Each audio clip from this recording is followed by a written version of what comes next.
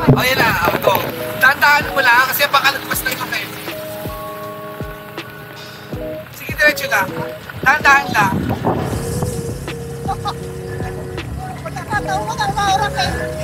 Ikaw na yan, Kate. Ikaw na bida, Kate. O, di ba kung ikakataon to, ikaw na bida. Hanggang dito sa may welcome to Keme. Ha? Welcome to Siargao!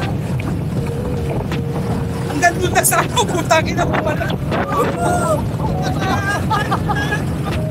Oo, hanggang dito na sa may ano ha, putangin mo, Marcel. Hanggang dito na sa ano, sabi ko. Tama ano, hanggang Pasipiko ka ako. Kinabuk ka? Ayok! Shomana! Shomana Mariel! Shomana! Mariel! Tingin na mo Mariel! Shomana! Matilis na sa tayo, putang ina mo! Nagbuko lang sabi ko!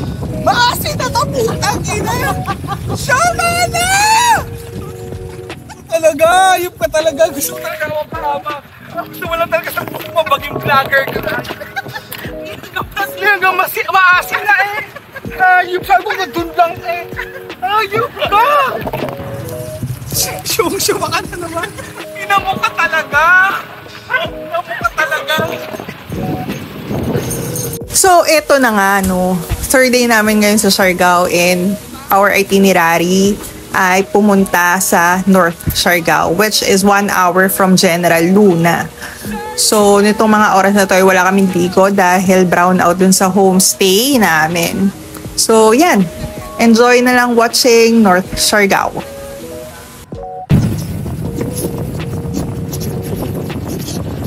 Hanggang sa dulo ng mundo.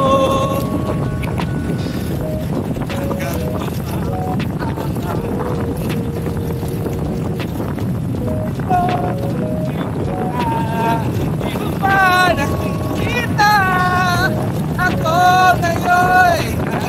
Alam natin gusto mo ba sumama?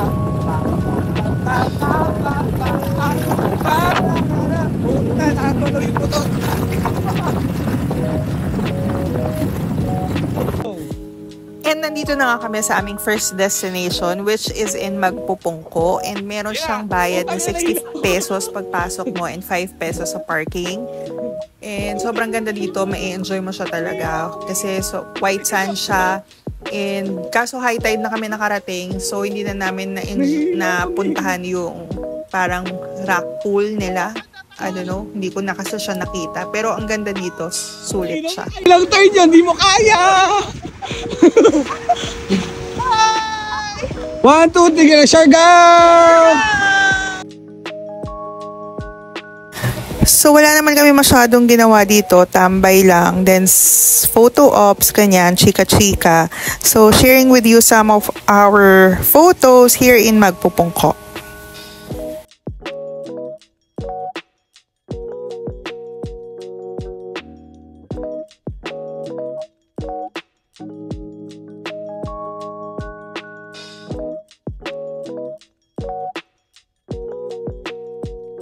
Then, ito naman yung cassava. Nalimutan ko na kung ano yung tawag nila dito. 20 pesos lang siya. Pero sa sobrang nipis, isang kagat lang nilipad na siya ng hangin.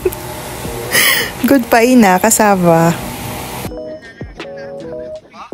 Then, our second destination is in Pacifico. 15 minutes away from Magpupungko. Pacifico!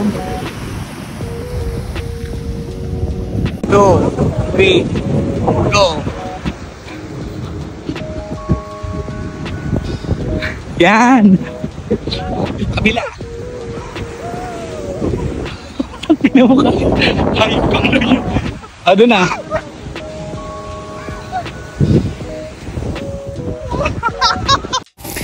Ito naman yung Little Hawaii.